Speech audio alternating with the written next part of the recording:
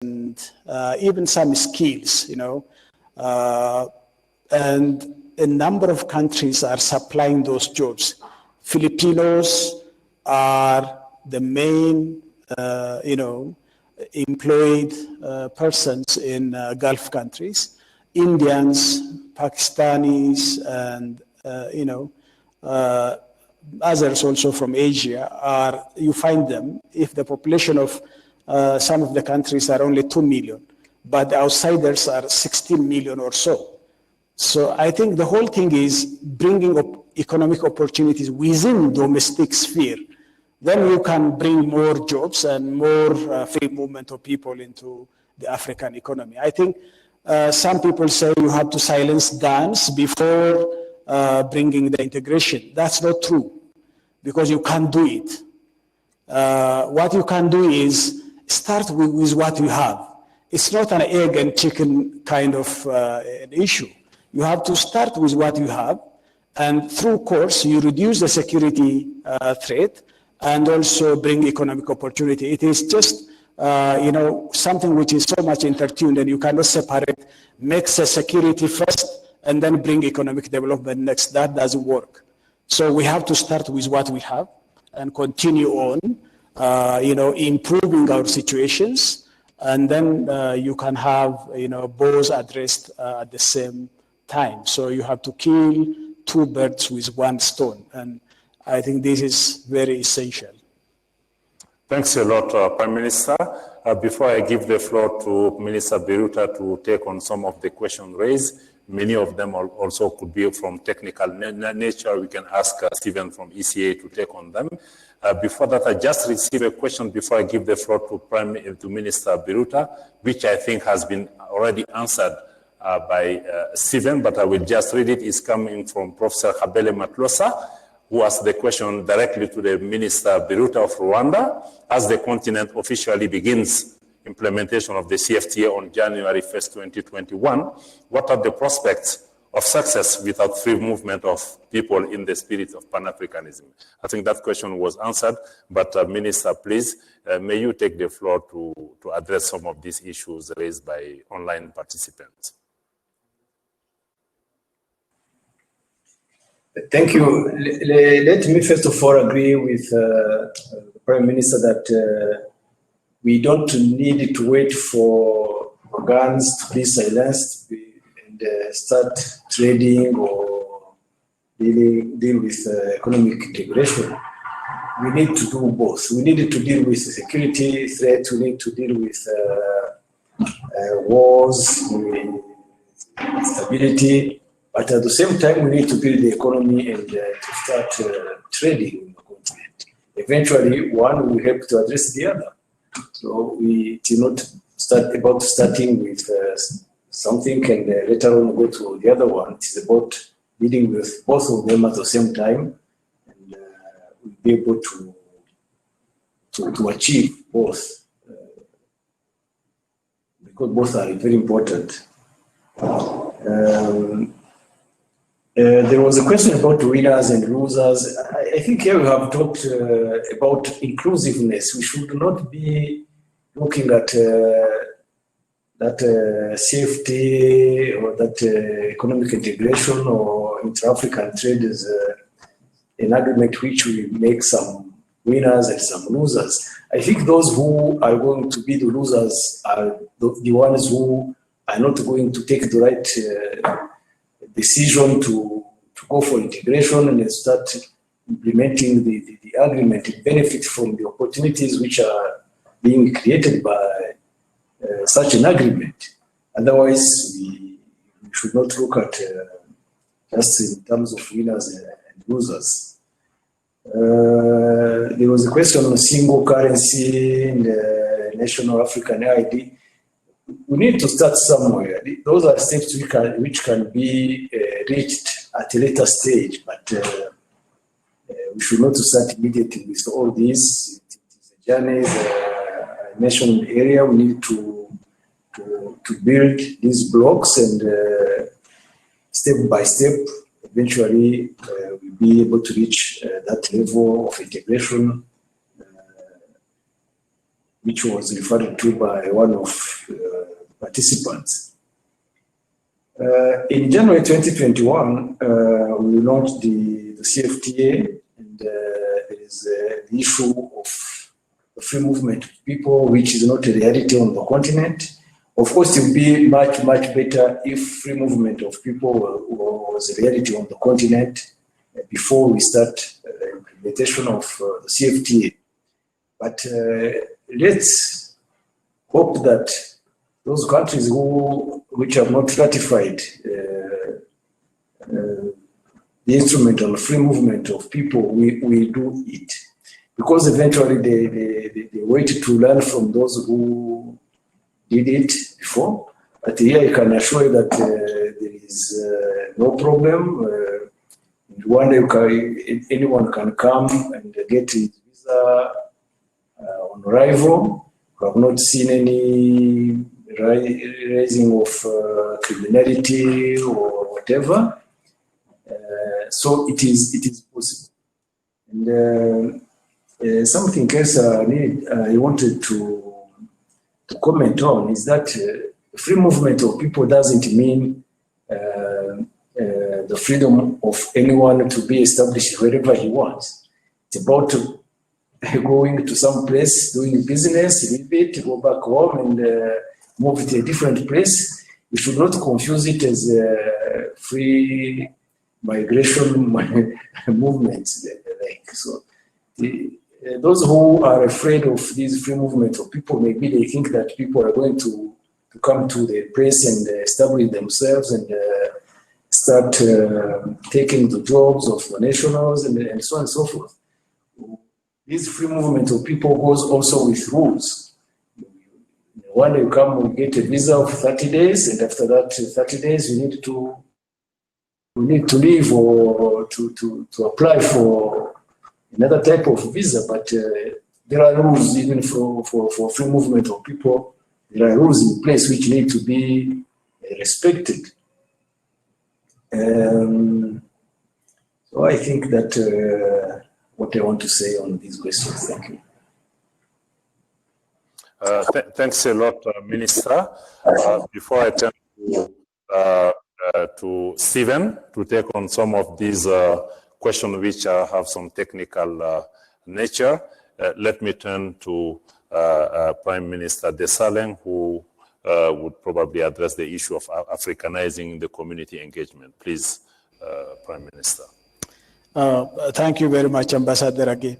I think we have to adapt to the African context, but we cannot say that we cannot learn from the best practices globally. I think trade and economic integration is not a new theory, and we shouldn't reinvent the wheel, and we have to learn from the best performances of the global community and then adapt to our African conditions and use them and get the benefit out of it.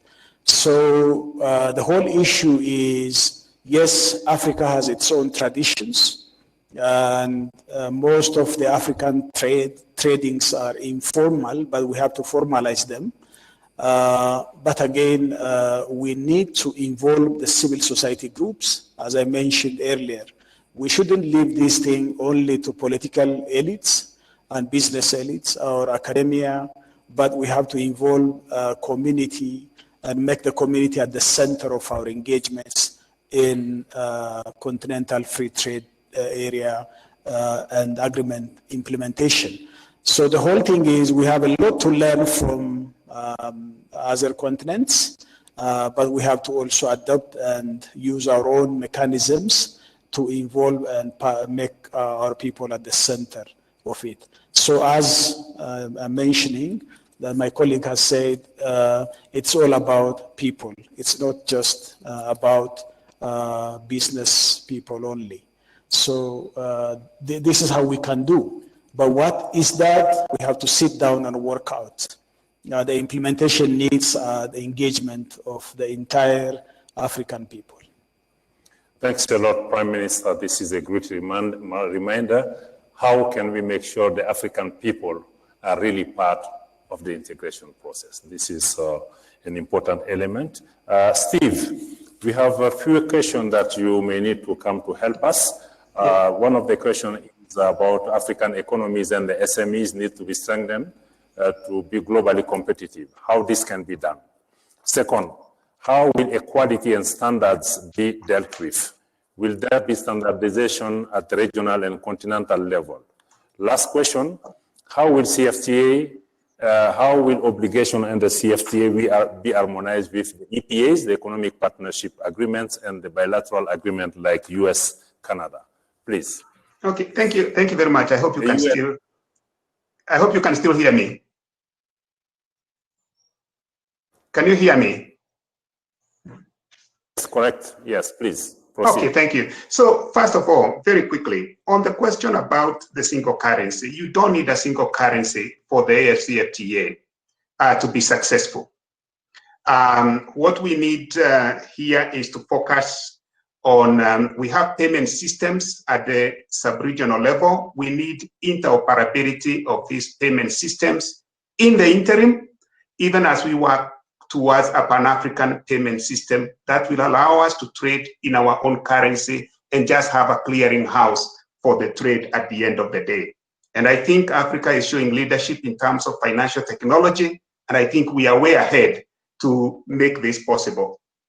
On the question about quality and standards, fortunately, the protocol on trading goods, it actually has very good elements. It has an annex that deals with issues of standards. And we also have the Pan-African institution that deals with that deals with standardization, that is ARSO. So the AfCFTA is coming into a platform where Africa has already been working on the issue of standardization. And it is not the first time that Africa has engaged with issues of standards in the context of trade, because what the CFTA did, it did not reinvent the wheel when it came to issues of sanitary and phytosanitary standards or even TBTs. These are things that Africa has actually been engaging with at the multilateral level. And so in the question of standardization, the CFTA deals with this issue very well. Maybe what we need to do is actually to upgrade our infrastructure. On the question of the EPAs and other FTAs and the AfCFTA, let me be honest. If we want to deepen the continental integration, and if we want to ensure that the AfCFTA delivers on the manufacturing capacity that this continent has, then we need to prioritize the realization of the AfCFTA and create a large platform that African countries can actually now be able to engage with the rest of the world. Now, if you look at the incoherence that the economic partnership agreements have brought, it means that African countries in the different economic partnership agreements configurations may not be at an optimal point whereby they make full utilization of the AfCFTA. So we need harmony when it comes to the other agreements that African countries have with the rest of the world. But at the end of the day, in terms of sequencing, AfCFTA should come first. And even when it comes to the negotiations between Kenya and the US and any other country that may decide to do so, the AfCFTA agreement does not say you shouldn't do that. But at least what it does say is that do not undermine the AfCFTA, because we know the AfCFTA is meant to be for the benefit of the Africans. So we do not want to see a situation whereby future bilateral trade arrangements with the rest of the world actually make it difficult for the state parties or the African countries to optimize on the AfCFTA. So the question of sequence is very important. And then we also have to remember that the type of trade that we have within the continent is of much superiority when compared to the trade that you have with the rest of some of these other countries. And finally, because I know we are running out of time, on the question of the SMEs, 90% of the African private sector, 90% of the African economy is the private sector. 80% of that are SMEs. So at the end of the day, our initial position is that we are dealing with SMEs for us to have a successful AfCFTA. So what we need here is for the state parties of the AfCFTA to meet their commitments and the obligations under the AfCFTA. And because we want everybody, we don't want anybody to be left behind, we need to have a universal African Continental Free Trade Area that includes all the 55 member states of the African Union. And basically what this means is that we need to engage, like the Prime Minister has said, at all levels. Get the private sector involved, civil society involved, the youth involved. Do not just leave it to the big business in Africa and to the political leadership. So that's what I would say at this point, because I know we are running out of time. I would have wanted to respond to the question of winners and losers, but I think the Minister and the Prime Minister did try to address that point. Thanks a lot, Steve. I think to be just, I need also to turn to the floor. So we have also physical participants. We will just take few questions from the floor. I receive also another additional question online, but I will come back to that later. Please, gentlemen from close to the door, please, may you take the floor. Okay, thank you very much for the opportunity. Thank you very much for the great presentations. My name is Emmanuel Benza. I come from Ghana. After Policy Network, very happy to be here. Just want to refer you to the Assessing Regional Integration for Africa, the 9th edition, very important publication that has been useful in conversations around regional integration for a very long time. And the last year's edition, there was a particular quotation which was very important.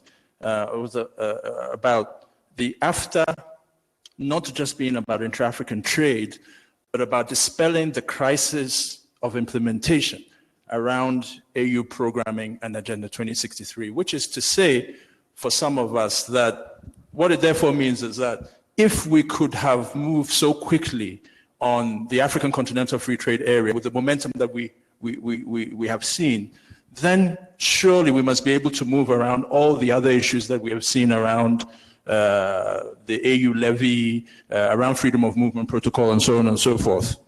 Some of us, since we have been frank, and we are being encouraged to be frank, I would like to recommend that we need to get to the stage where we have in the lexicons the AfTA momentum, where that can be replicated in the regional economic communities, because even this is an opportunity to rejig the regional economic communities, those that have not been performing on freedom of movement. SADC, for example, SADC has a freedom of movement protocol that has not really been applied in the way that ECOWAS and East African Community has been applied, and so on and so forth. There are many issues around that. Even IGAD, with some of its challenges, has been having conversations around freedom of movement, and so on and so forth. So 2021 is upon us, and 2021, I'd also like to remind us that 2021 is also the year when the implementation of AU reforms takes place. What impact will the AU reforms, whereby we see the political affairs, peace and security come to life, where the Department of Political Affairs is supposed to be collapsed, and therefore there's that combination. We will also see more of a conversation around the levy, because currently about, I think, less than 10 countries are paying the 0.2% levy.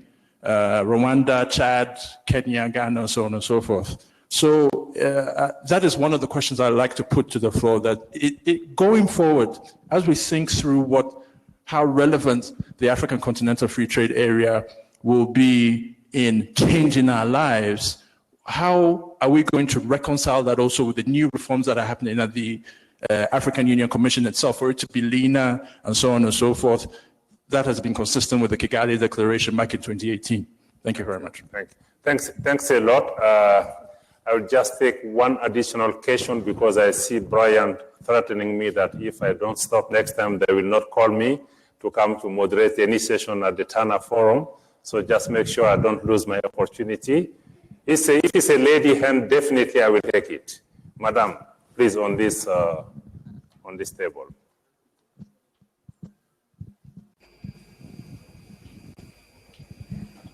Thank you very much, and pleasure to be here. I am the new ambassador of Finland here, and definitely my first time at Tana Forum, enjoying it a lot. Of course, many of this, what I've heard today, reminds me of the debate and discussion that has been going on in Europe earlier and still going on. So we know it's a bumpy road to proceed in the integration, but at least from my own country's perspective, I can tell that we have profited a lot, both from the political and economic integration of Europe. But my question would be about how to get the Africans on board. You have mentioned many times how the idea is to engage the Africans, to engage the communities, the small businesses. So what kind of measures have the states taken to communicate about the treaty to people, to communities, and to small businesses? Thanks a lot. I think these are also very, very important questions. I received two questions. I will just read them for this because for the sake of inclusiveness, I'm not sure we have enough time to respond. If Brian allow me, we can discuss this maybe over the coffee. The first question is to all panelists. How do we ensure that Africans at the grassroots are engaging with and have a clear understanding of CFTA and free movement and fully understand the structural changes and benefits both will bring about, which rejoin the question from Ambassador of Finland. Second, from Daniel Wambunu, why is that there is no African stock exchange to trade African currencies? This is there. So now we'll just give 1 minute to each of our panelists to just tell us, maybe we cannot respond to all discussion. What is the specific takeaway that you will recommend from this discussion? If there is one single thing that we should be doing, just tell us in 1 minute, please. I will go around. Prime Minister Desale. I think the sole responsibility largely rests on African political leaders. And if they can, lead their people, the African Continental Free Trade Area can be implemented smoothly and efficiently. So I would like to say leadership is critical. Wonderful. Thank you for your conciseness. Minister Biruta? Yes, my camera is switched off, but I can see all of you. There was a question about what we are going to do to make sure everyone understands the CFTA and the benefits which come with the CFTA and the free movement of people. I think for the free movement of people, it is very simple. When you tell people that they can move from one place to another without going through formalities and application for visas and so on and so forth, it is very easy. People understand it very well. And, it goes fast. But for the CFTA, I think we needed to invest in the dissemination of the instrument, in the education and in mobilization of the business community so that everyone understands what it is and what it means for them and what are the opportunities which are attached to it. And that is work which should be done by the leaders and every country should have a program to disseminate the CFTA and to educate people about it so that they can understand and really catch the opportunities which will come with it. Otherwise, for the free movement of people, you just let people know that they can move from one place to another. They will understand very, very quickly.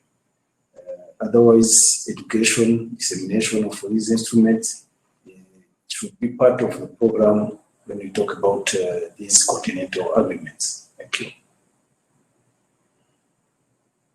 Thank you. Thank you, Minister Biruta. Yes, Steve, I was going to say that it's not too late. It's not. Where you would recommend out of. Thank you. It's not too late to engage with the citizens, and this is responding to the question from the ambassador of Finland. Countries are now in the process of coming up with the AfCFTA national strategies, and we are working very closely on this with our partners, the African Union, and other partners who support integration in the continent. And in the design of these AfCFTA national strategies and their implementation plans, the way it is happening, there is continuous stakeholders engagement. And I think what we need to do here is that in the implementation, let's continue engaging the stakeholders at all levels. And my final word, which relates to what Emmanuel Benza said, if we succeed in the implementation of the AfCFTA and it starts having a positive impact in terms of the lives of people because they can see additional income because of stable businesses and stable incomes, almost everything else that the African Union will engage in, the citizens will always be using the benchmark of the AfCFTA, telling them, we want to see you do the same in all these other frameworks that you are doing. I mean, the AU is leading on behalf of our continent. So let me end there. Basically, my last word is engage everyone at all levels, including in the implementation of the AfCFTA. Brian, just give me 1 minute to just say, I think this was a very lively discussion, very interesting one. I'm sure that we have raised probably more problem and issue that we provided answer, but I'm sure institutes, universities, and think tanks are also here to pick on those issues to help us to comprehend. I'm not sure in 1.5 hours we'll be able to cover all these issues, but what we can take is really that in this discussion about the CFTA, the regional integration and Pan-Africanism, is that leadership matters. Leadership matters, collective leadership matters. All part of our society should be mobilized. Civil society, community, private sector, university, everybody should be on board. That CFTA should also be about implementation. When we make commitment, we have to follow suit. That's very important for our own credibility. That for CFTA to be a reality, we really need to have physical connectivity among our countries, not to mention also digital connectivity, which is very important. CFTA should also be about self-reliance of Africa, creating opportunity and market and among ourselves. It should also remind us of the urgency to implement this CFTA, given the pandemic that is hitting many African countries. Is also looking at the CFTA as a source for financing the development of the continent beyond aid. This is also very important. CFTA should be CFTA, Pan-Africanism, regional integration, all should be about people first. Let us make sure that this connection remains, because whatever we are doing is about people. When we are talking about people, what is very important in terms of governance also is to have inclusive society, inclusive leadership, inclusive governance system, so that no one is left behind in our society, while we are also promoting wealth creation. What is also important is invest in our young people. Invest in the technical training, invest in the skill development, so that we can be able to respond to this challenge of creating 12 million jobs for our young people to lessen the insecurity for ourselves. Do we have the choice between making peace first or building our economies? Minister Biruta is sharing with us his wisdom that we don't have the choice. we have to do both. We have to walk, we have to run at the same time. So it's not to do one thing and to forget about the others.